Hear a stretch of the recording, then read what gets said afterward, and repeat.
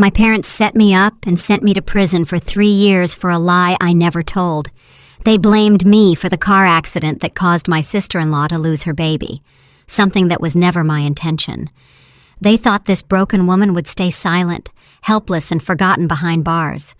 But they had no idea what was coming. Even now, I can still hear my mother's voice in the courtroom, cold as ice. A life for a life. My father nodded beside her, whispering, "Disappear for the sake of the family name." My younger brother smirked from the witness stand. "You owe her this, little sis." Every word was calculated. Every tear was rehearsed. They painted me as the monster who destroyed their future grandson, all just to keep what was rightfully mine. I rejected every single visitor request for 3 years. I didn't want to see their faces. I didn't want to hear another lie. The damp walls of the Lee Arrendale State Prison became my calendar. With a broken fingernail, I scratched line after line into the concrete. 1,095 marks in total. Tomorrow would be the last one. Tomorrow I get out of here. The air in this place smells like rust, regret, and waiting. But tomorrow the gates will open and everything will change. Before I tell you how it all started and how it ends, leave a comment below and tell me where you're watching this from. I want to know who is listening to the story of a woman's journey through family betrayal and the price of truth. Tell me about a time someone you trusted turned their back on you. We're all here for the same reason, because some wounds never heal and some debts must be paid in full. The day of my release is the day every lie begins to turn against its owner. Those final days in the women's correctional facility outside of Atlanta felt endless. I sat on the cold metal bunk, the thin mattress worn down in spots from years of use. With the jagged edge of a broken nail, I etched one more mark into the damp concrete wall behind the bed frame. Those marks were my only calendar, straight, uniform, emotionless. 1,095 lines. Tomorrow would be the last. The memories came back without warning, showing no mercy. I am Keziah Vance, the woman who built Vance Cloud Solutions from nothing. It all started in my parents' garage in Cascade Heights with a second-hand laptop and an idea for secure cloud storage tailored for small businesses. I worked without rest, skipping college parties and turning down the weekend trips to Martha's Vineyard that my friends begged me to join. At 25, I landed my first paying client. By 33, the company was public, valued at $90 million. I owned the majority of the shares, part of a trust my grandfather established that I couldn't touch until I came of age. But the largest portion was earned through pure hustle. I signed every major contract. I represented the brand at every investor meeting. Thane, my brother, 4 years younger than me, never accepted that reality. He was smart and charismatic, but he was impatient. Growing up, he was my parents' favorite because he was the son, the supposed true heir to the Vance legacy. They always spoke as if the company would be his one day, as if I were just keeping the seat warm for him. I heard those whispers through closed doors. I caught the looks of disappointment at Sunday dinners when my father looked at me, wishing I had been born a man. Thane never said it out loud, but I felt his silent resentment every time I announced record growth. Every time a local tech magazine ran a profile calling me the Queen of Atlanta Tech. He would smile and clap, but the smile never reached his eyes. Then, Selah entered his life. She was beautiful, sharp, and knew exactly what she wanted. They got married quickly after she became pregnant. My mother was overjoyed. Finally, a grandson to carry on the bloodline.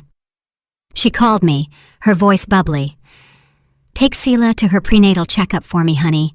I'm tied up with the church auxiliary meeting." I agreed, as I always did. It was the duty of the eldest daughter in the Vance family. That day, it was pouring rain, the kind of relentless Georgia downpour that turns I-85 into a river. I was driving the company Tesla with Selah in the passenger seat, her hand resting on her stomach. At first, the conversation was light, baby names, nursery ideas. Then it shifted to business. Selah asked out of the blue, "Thane mentioned he wanted to pull some capital for a side investment. What do you think?" I kept my tone neutral. We're in the middle of expanding our server infrastructure. Pulling funds now would tank the stock price and hurt every shareholder, including Mom and Dad's retirement accounts. Sela smirked. You always put the company before family, don't you? Thane is your brother. He deserves a bigger piece. The argument escalated. I tried to keep the car steady, but she wouldn't let up. She accused me of being selfish, of clinging to power just to prove something to our parents. Her voice rose as she gestured wildly. In the heat of the argument, Sela suddenly lunged and yanked hard on the steering wheel. The car veered instantly. The tires hydroplaned across the wet pavement, scraping the guardrail with a deafening screech. The airbags deployed. The windshield shattered. I slammed on the brakes, bringing us to a halt amidst the honking of surrounding traffic. I turned to her, my heart racing. Are you okay? Sela clutched her stomach, her face pale. The ambulance arrived quickly. At the hospital, the doctors confirmed she had lost the baby. I sat stunned in the hallway, but what followed turned the shock into a nightmare. Sela told the police that I had swerved deliberately, angry over the money dispute. Thane stood by her side, holding her hand, looking at me with a mix of performance-level grief and resolve. My parents rushed to the hospital. My mother hugged Sela, sobbing, and then turned to me with a coldness in her voice I had never heard. My father said nothing. He just nodded when the officers asked about long-standing family tensions.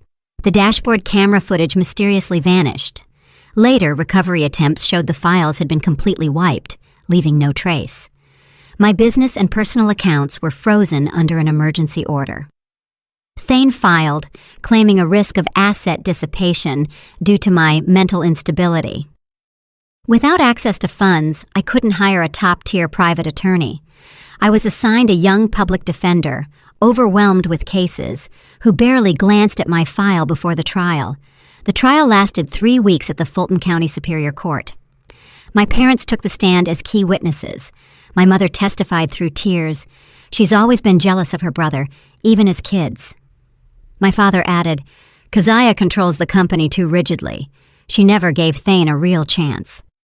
Sela, in a wheelchair with her abdomen bandaged, cried as she described the moment she felt the car deliberately steer toward the barrier. Thane held her, his voice cracking. She grabbed the wheel. I'm sure of it. I testified calmly, recounting the facts exactly as they happened, but I lacked physical evidence. My public defender faltered before the family's unified front. The jurors looked at me with suspicion. A successful businesswoman, suddenly unhinged. The judge sentenced me to 3 years for involuntary manslaughter, along with a restraining order from the company during my incarceration. When the gavel fell, I didn't cry. Only a cold void spread through my chest. Helplessness. That was all that was left. 3 years. 3 years for everything I had built to be torn down from the inside. The sharp click of heels and the duller thud of men's dress shoes echoed down the prison corridor. I set aside the worn paperback I was pretending to read and waited. The guard's voice crackled over the intercom. Final approved visit. They entered the visiting room in a rehearsed group. My parents, Thane, and Sela. My mother had chosen a navy blue dress with her favorite pearl necklace. My father wore the charcoal suit he saved for board meetings. Thane's tie was perfectly knotted, his hair groomed as if he were heading to a photo shoot afterward. Sela carried a small bouquet of lilies, her face composed in a careful mask of sadness. I picked up the receiver on my side of the plexiglass. My father spoke first, leaning forward with that familiar authoritative tone he used when negotiating deals. Keziah, the documents are ready. You transfer the majority of the voting shares to Thane, and we stabilize everything. The company is hemorrhaging with you away. My mother's voice came next, softer, but no less calculated. It's the only way to protect what your grandfather started. Investors are nervous. One signature saves jobs. It saves the legacy. Thane took the phone. His eyes met mine with the same intensity he had shown on the stand. Think about the big picture, little sis. You always said Vance Cloud Solutions was bigger than just one person. Sela pressed her free hand against the glass. After all, you owe it to the family. I held the receiver, but said nothing. Then the door on their side opened again. Amari Vance, my youngest brother, 25 years old, whom I had fired as CFO 18 months before my arrest for what seemed like minor reporting discrepancies, walked in. He wore a sharp gray suit, his hair cut close, looking more like a young executive than someone who had been job hunting for years. He sat next to Thane without speaking to me at first. When he took the phone, his tone was even, almost detached. Family isn't always about who's right or wrong. Sometimes it's about who survives. His eyes drifted away from mine as he said it. I scanned their faces. The parents who had taught me ambition, the brother who had grown in my shadow, the sister-in-law who had joined the family 5 years ago. I felt a wall solidify inside me. "I'm not signing," I said clearly into the receiver. "Never. Consider this goodbye." My father's expression turned to stone. My mother's hand flew to her mouth. Thane gripped the phone harder. Amari simply placed the receiver back on its hook without a word. I stood up and walked away. Behind me, my mother's voice rose through the glass. "You're throwing away everything we worked for." The following morning brought the familiar overcast sky and the light Georgia humidity. The prison gates opened punctually. Outside, a small crowd of reporters had gathered. Tech journalists from the Atlanta Business Chronicle, a crew from local news, and even someone from a financial channel who had flown in overnight. Cameras clicked as I stepped out in jeans and a simple sweater, carrying nothing but a clear plastic bag with my authorized belongings. My parents were at the front with Thane, holding white roses, their faces prepared in hopeful relief for the lenses. My mother stepped forward first, arms open. "Honey, we're so glad you're home." I kept walking. I passed right by her without changing my pace or meeting their eyes. The roses remained extended, untouched.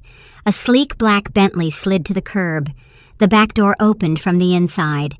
Sterling Blackwood appeared, 34 years old, Harvard Law, known for dismantling corporate fraud cases and never losing a boardroom battle. He had rejected Thane's attempts to hire him 3 times in the last 2 years. "Ms. Vance," he said, loud enough for the nearby microphones to catch. "Your car is waiting." I slid into the back seat. The interior smelled of new leather and subtle cologne. The door closed with a heavy, airtight thud that muffled the sudden barrage of questions. Through the tinted glass, I watched the scene shift. The reporters turned from my family to the car, shouting about who was picking me up and what it meant for Vance Cloud Solutions stock. My mother's arms dropped to her sides. My father's jaw moved in silence. Thane stared at the Bentley's license plate as if he were memorizing it. Sterling settled into the driver's seat. He had insisted on driving himself today. "The penthouse is ready. The team is waiting." I leaned back against the headrest, feeling the smooth acceleration pulling us away from the curb. "Take the long way," I said. "I want to see the city again." The car merged into traffic. Behind us, my former family remained surrounded by cameras, their reconciliation photo op crumbling in real time. I didn't look back for long. The morning light filtered through the windows of the Midtown penthouse overlooking Piedmont Park.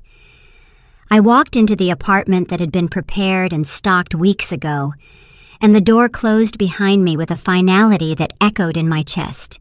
The air smelled clean, lemon wax and fresh linens, nothing like the stale concrete I had breathed for 3 years. I left the small plastic bag of prison belongings on the marble counter and went straight to the bathroom. The shower had 6 rain heads and a handheld attachment, all chrome and glass. I turned the water as hot as I could stand and stayed under it for what felt like hours, scrubbing myself with cedar-scented soap until my skin was raw. The steam rose thick, washing away the smell of institutional disinfectant that had clung to my hair and pores. I watched the gray water swirl down the drain and wondered if rage could be washed away as easily. When I finally emerged, wrapped in a thick white robe, Sterling Blackwood and Odessa Rhodes were waiting in the living room. A mahogany table had been set with neat stacks of documents, 2 open laptops, and a steaming coffee pot.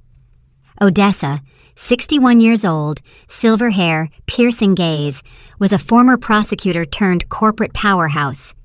She stood up when I entered. Sterling remained seated, looking at something on his screen. "Welcome home, Ms. Vance," Odessa said, her voice firm and professional.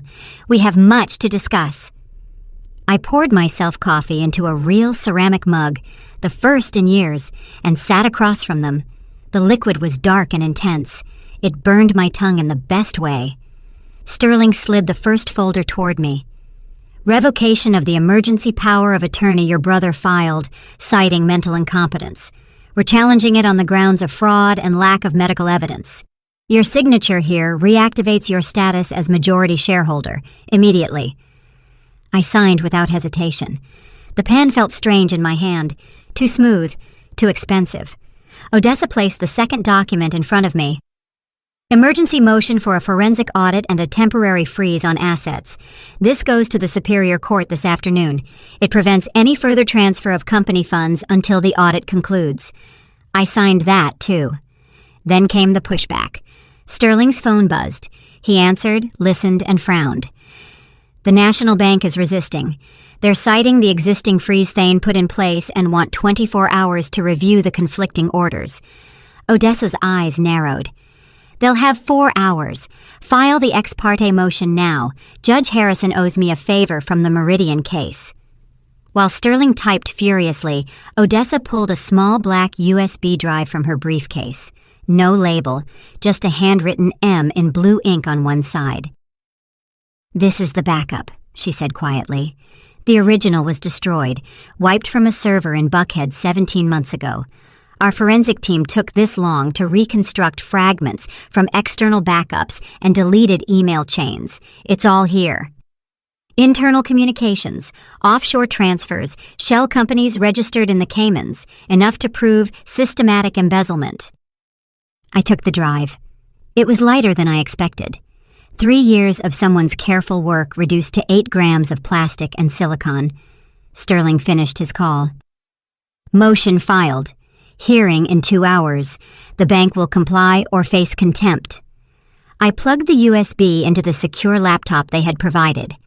Files opened in neat folders, spreadsheets with dates and amounts, email threads between Thane and unknown accounts, invoices for services that never existed. Millions diverted slowly, carefully, over years. My stomach churned, not from shock, but from the precision of it all. It wasn't an impulse, it was a plan. My phone, the new one Sterling had given me in the car, buzzed with notifications, social media tags and news alerts. I ignored them. Across the city at the Georgia World Congress Center, the National Tech Summit was in full swing. 800 attendees in the main hall, a live stream for thousands more. Thane was on stage in a Navy suit, mid-presentation about Vance Cloud Solutions' new enterprise security suite. The slide behind him showed projected revenue growth figures I had never authorized. He pointed confidently to the announcement of a partnership with Pacific Data Systems, a $50 million deal that would have been the company's largest to date. The audience applauded as he invited their CEO on stage for the ceremonial signing. Thane pulled out the company's titanium black card, unlimited limit, and handed it to the waiter who had brought champagne for the toast. The portable terminal beeped once, declined. He played it off as a technical glitch and tried again. Second beep? Declined. The third attempt caused murmurs in the front row. His phone buzzed against his thigh. He stepped aside to answer, his face still smiling for the cameras. "Mr. Vance, this is the compliance department at the National Bank. All corporate accounts have been frozen by court order, effective immediately. No transactions will be authorized until further notice." The color drained from his face under the stage lights. The audience shifted uncomfortably. Someone in the back began recording with their phone. The CEO of Pacific Data stopped his handshake midway, a suspicious look on his face. Thane tried to save the situation, joking about technical difficulties. But the moment was shattered. Partners exchanged looks. Investors checked their phones. In minutes, Advanced Cloud Crisis was trending. Back in the penthouse, I closed the laptop. The coffee had gone cold. Odessa gathered her papers. The freeze also affects the personal accounts linked to company funds, credit cards, lines of credit, everything. I nodded. For the first time in 3 years, I felt something like control. Sterling stood up. We'll monitor the fallout. Tomorrow, if necessary, we take it public. I walked to the window. Below, the city lights twinkled in the distance. My city, my company, my life, all coming back together, piece by piece, carefully. The USB drive sat on the table like a small black bomb, waiting for the right moment. The morning light was just hitting the penthouse when Thane's phone began to vibrate incessantly on his nightstand. He picked it up sleepily, squinting at the screen. 47 missed calls. Messages from his assistant, board members, and investors, all marked urgent. The first message from his executive assistant read, "Call immediately. The medical records have been leaked." He opened the link she sent. A scanned document from Grady Memorial Hospital, dated 3 weeks before the accident. Diagnosis: spontaneous miscarriage due to prolonged work stress. No mention of trauma. Sela's signature on the discharge papers, acknowledging the loss. His heart sank. He kept scrolling. The file had been submitted as evidence in the emergency audit motion filed yesterday and then picked up by the news outlets overnight. The headlines were already live. Vance Cloud Solutions. CEO's wife lost pregnancy before alleged accident. Doubts arise over founder's conviction. Thane kicked off the sheets and ran down to the kitchen where Sela was pouring coffee. She turned, smiling at first, then froze when she saw his face. "Is this true?" he snapped, shoving the phone at her. Sela glanced at the screen and set her mug down carefully. "Thane, answer me. You lost the baby before the accident." She crossed her arms. "Yes." He felt the room tilt. "And you let all of us testify that Keziah caused it." Sela's voice remained steady. "You wanted her gone. The company was slipping through your fingers. I saw an opportunity." "An opportunity!" His shout echoed off the high ceilings. "You sent my sister to prison for 3 years for a lie!"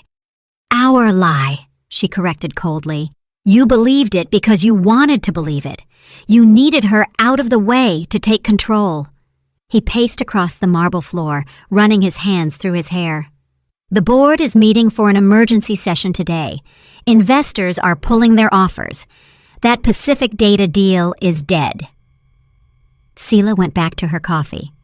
"Then fix it. Deny it. Say the records are fakes." "They aren't fakes. They're from Grady. Your doctor, your signature." He stopped in front of her. "How could you look me in the eye every day knowing this?" "Why did you never ask?" she said simply.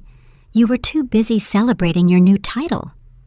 The silence grew heavy between them. Outside, a news helicopter hovered over the Buckhead neighborhood. Thane's phone rang again. His father's name on the screen. He ignored it.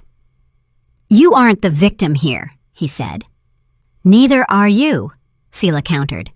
"We both wanted the same thing. I just made it happen." He stared at her, truly seeing the calculation behind the beautiful face he had married. "Out. Get out." "What?" "Pack your bags. I want you out by tonight." Sela laughed bitterly. "With what money? Your accounts are frozen too, remember?" He had no answer for that. On the other side of town, in downtown Atlanta, the lobby of Vance Cloud Solutions buzzed with unusual energy. Staff whispered in huddles. Security at the doors had doubled. I walked into the executive conference room where a small press pool was waiting. 3 cameras, half a dozen reporters from local outlets, and Bloomberg. Odessa had advised me to keep it brief and factual. No emotion. I stepped to the podium in a simple black blazer, my hair pulled back. Flashes went off. "Thank you for coming on such short notice," I began, my voice steady. "As the majority shareholder and founder of Vance Cloud Solutions, I am announcing an independent forensic audit of all company finances, effective immediately. This audit will be conducted by an outside firm with the full cooperation of law enforcement if necessary." Questions erupted instantly. "Ms. Vance, what about the medical reports released last night? Is this related to your brother's management? Are criminal charges being considered?" I raised a hand. Certain documents have come to light that raise serious questions about the events leading to my wrongful conviction. The truth will come out through the proper channels. Until then, I am reassuming my role as chairperson. My goal is to protect this company and the thousands of employees who depend on it. One reporter persisted. Do you believe your family framed you deliberately? I looked directly into the camera. The evidence will speak for itself. Justice always finds its way to the light. I stepped away from the podium after exactly 8 minutes. No more questions. Odessa escorted the press out. Afterward, Sterling handed me new printouts. Social media mentions were skyrocketing. The stock had dropped 12% at the opening, but stabilized after my announcement. The board wants an emergency vote on the leadership transition, he said. Let them have it, I replied. We'll be ready. Back in the penthouse that night, I stood by the window. My phone showed missed calls from my mother's number, 23 in total. I didn't answer. The lies were unraveling faster than they had been woven, and for the first time, I wasn't the one paying the price. The afternoon traffic hummed through the tree-lined streets of Buckhead as 2 moving trucks and a court officer's SUV pulled up before the gates of the sprawling Vance estate. I stepped out of the Escalade in black Sterling Blackwood at my side, the eviction notice crisp in his hand. The house, 6 bedrooms, infinity pool, home theater, had been titled solely in my name since before my parents moved in 20 years ago. A premarital asset that the court recognized without dispute. The gates opened electronically. My parents, Thane and Seela, were on the front steps with suitcases already packed at their feet. My mother clutched a small jewelry box. My father held a single garment bag. Thane's face was swollen from lack of sleep. Seela kept her eyes on the ground. The court officer read the order aloud. Immediate vacation of the premises, personal clothing and toiletries only. All furniture and items purchased with company funds must remain. My mother was the first to break. She dropped the jewelry box and ran toward me, arms outstretched. Baby, please. This is our home. Think of your father's health. Her voice cracked into sobs. Oh, my daughter, she whispered, in the language of my childhood, the language of lullabies and bedtime stories. My father remained rigid, but his hands shook at his sides. The man who had built boardrooms and closed million-dollar deals couldn't meet my eyes. Thane stepped forward. Keziah, think about what you're doing. This will be all over the news. The company's stock. It's already all over the news, I said quietly. Amari arrived then in his Audi. He parked and walked slowly up the driveway, hands in his pockets. To anyone watching, he looked like the concerned younger son trying to mediate. He put a hand on my mother's shoulder. She's angry right now. Give her space. Then to me, in a soft voice, Little sis, maybe you should cool off a bit. They're still our parents. His eyes met mine for a second longer than necessary. Steady, knowing. Thane knelt on the stone steps. Amari, talk to her. You're the only one she might listen to. My youngest brother looked at him with an unreadable expression. You made your choices, he said simply, then turned away. Seela finally spoke, her voice bitter. You're enjoying this, aren't you? I didn't answer. Neighbors had begun to gather behind the gates. Tech executives, doctors, the kind of people who valued privacy above all. But the phones were out, recording. A news van from Channel 5 pulled up, camera rolling from the street. The movers began carrying out the marked items. Artwork bought on company expense accounts, the custom Italian kitchen appliances, the gym equipment billed as an executive wellness program. My mother collapsed on the steps, sobbing into her hands. My father finally moved to help her up, but his legs seemed unsteady.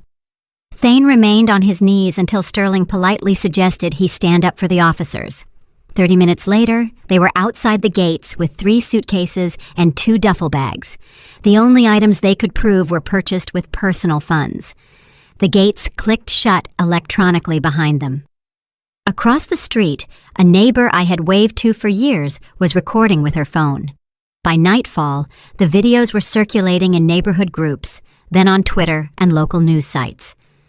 Vance family evicted, tech founders' revenge became the headline. I watched from the entryway as the trucks drove away. The house felt suddenly empty, the echoes loud. Amari was the last to stay. "Are you okay?" he asked quietly once the others were out of earshot. I nodded once. He squeezed my arm briefly, the only physical contact we'd had in years. Then he walked to his car. The sun sank behind the Georgia pines, tinting the neighborhood in gold. Inside, the movers finished up. I stood alone in the foyer that still smelled faintly of my mother's perfume. The silence was heavier than any argument we'd ever had. For the first time, I wondered if revenge felt like a victory or just another kind of loss. The boardroom at the Vance Cloud Solutions headquarters in downtown Atlanta felt heavier than usual, the air thick with unspoken tension. I sat at the head of the long glass table, the city's skyline visible through the floor-to-ceiling windows behind me.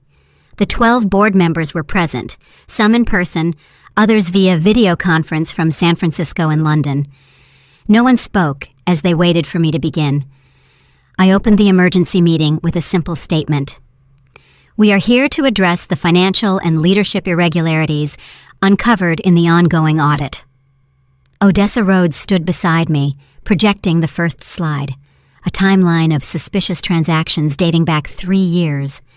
The room shifted uncomfortably. The door opened. Amari walked in with a thick accordion folder, his expression calm but determined. He placed it on the table with a soft thud that seemed to echo. "With the board's permission," he said, "I would like to present additional evidence." A few members exchanged glances. Amari had been invited as an observer. His shares from his mother's trust gave him that right, but no one expected this. He opened the folder and began laying out documents, printed emails, bank statements, invoices signed for non-existent consulting services, offshore accounts in the Cayman Islands linked to shell companies, payments to a private investigator who had followed me before the accident, bribes to the dashcam technician, small amounts funneled through gift cards and payment apps. "I started compiling this the day Keziah fired me," Amari said quietly. "Those small accounting errors weren't random. They were the first signs of systematic embezzlement. I pretended to stay neutral with the family to keep my access. At every Sunday dinner, every holiday, I documented what I could." He looked me in the eye for a brief moment. "That day, I chose her side. I just needed time to prove why." The room erupted in questions. A venture capital fund director demanded verification. Odessa confirmed the chain of custody. Everything was forensically digitized with timestamps intact. I let the discussion play out for 10 minutes before calling for a vote.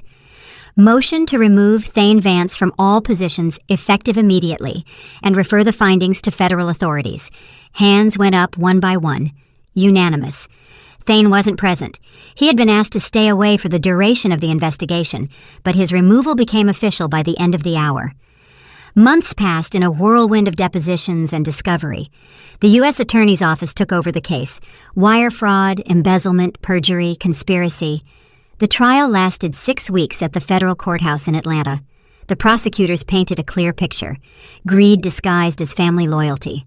My parents took a plea deal to reduce their sentences, 18 months each for perjury and conspiracy to commit fraud. They avoided prison time beyond what they had already served awaiting trial, but they lost all voting rights in the company trust. Sela testified against Thane in exchange for probation and community service. Her role in initiating the false accusation earned her 5 years of probation and a permanent criminal record. Thane fought harder. His defense claimed it was all an aggressive but legal business strategy. The jury didn't buy it. Guilty on all counts. 10 years in federal prison without the possibility of parole for 7 years, plus restitution of $12 million. The amount traced directly to his schemes. I sat in the front row every day of the sentencing. My mother cried silently when his name was called. My father stared straight ahead, his face a mask. Sela looked at no one. When it was Thane's turn, the judge recited the charges. Embezzlement, wire fraud, conspiracy to commit perjury in the wrongful conviction of Keziah Vance. Thane finally turned toward me as the bailiff approached to handcuff him. His mouth formed my name, but no sound came out. I held his gaze without blinking. The confusion, the anger, the pleading, it was all there. But so was mine. 3 years lost, a company nearly destroyed, trust shattered beyond repair. They let him away last. The courtroom doors closed with a heavy finality. Outside, the reporters waited, but I slipped out a side exit with Odessa. The Georgia rain had started again, soft and steady. In the car, she asked if I wanted to make a statement. "No," I said. "The verdict speaks for itself." I watched the courthouse recede in the rearview mirror. A whirlwind of emotions stirred inside me. Empty relief, something like mourning for the family that no longer existed, but mostly determination. The lies had had their day. Finally, the truth had its turn. A year later, I was sitting in the visiting room of the Federal Correctional Institution in Atlanta. The plexiglass between us was scratched and cloudy from countless conversations. Thane looked different. The orange jumpsuit hung loose on a frame that had lost weight. His hair was cut short, his eyes circled by fatigue. He picked up the phone on his side, with hands that no longer wore the heavy watch I had seen in family photos. I picked up my receiver. He spoke first, his voice raspy. "Thanks for coming. I didn't think you would." I said nothing, waiting. "I know an 'I'm sorry' doesn't fix anything," he continued. "But I've had time to think. A lot of time." He paused, searching my face through the glass. "Mom and Dad ask about you in every letter. They want to know if you're okay." I kept my expression neutral. Thane leaned in closer. "The company is doing well. I read the quarterly reports that come into the prison library. Amari is killing it as CEO." I nodded once. He swallowed hard. "I don't expect forgiveness. I just needed to see you, to say it to your face." Finally I spoke, my voice low and even. "There is no forgiveness. Not for you, not for Mom or Dad. The blood bond is broken. Legally, emotionally, and completely. I changed my name on all documents months ago. You are strangers now." His face crumbled, but he didn't look away. "I transferred full ownership and control of Vance Cloud Solutions to Amari," I continued. "He's the only one who chose what was right over what was easy, ethics over family pressure. He earned it." Thane's knuckles turned white on the phone. "I deserve this." "Yes," I said. "You do." The silence stretched between us, filled only by distant voices in other booths. When the guard signaled the end of time, Thane pressed his palm against the glass. I hung up without waiting for the rest.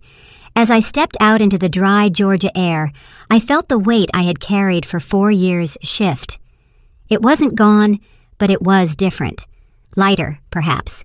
3 stolen years, a youth that won't come back. The stress of prison had taken its toll. Doctors confirmed the trauma was too deep for me to ever likely have a child of my own. Trust in my family of origin was shattered beyond repair. But refusing to forgive isn't weakness, it's protection. It's choosing to guard what is left of myself instead of handing it over to be broken again. Greed can destroy a family from the inside, turning love into a lever and loyalty into a burden. It starts small, resentment over shares, whispers about inheritance, and then it grows until people justify anything to get what they feel they're owed. True loyalty isn't automatic with DNA. It's chosen. Amari proved that by risking everything to stand for what was right when it cost him the most. I drove west toward the city, the Atlanta skyline rising in the distance.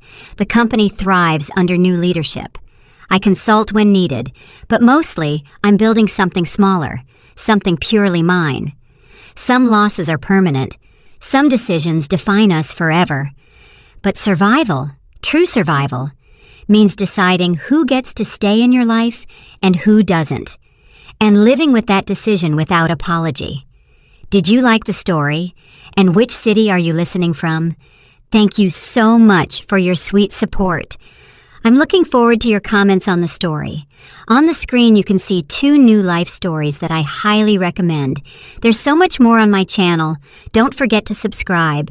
See you in the next life story with love and respect. And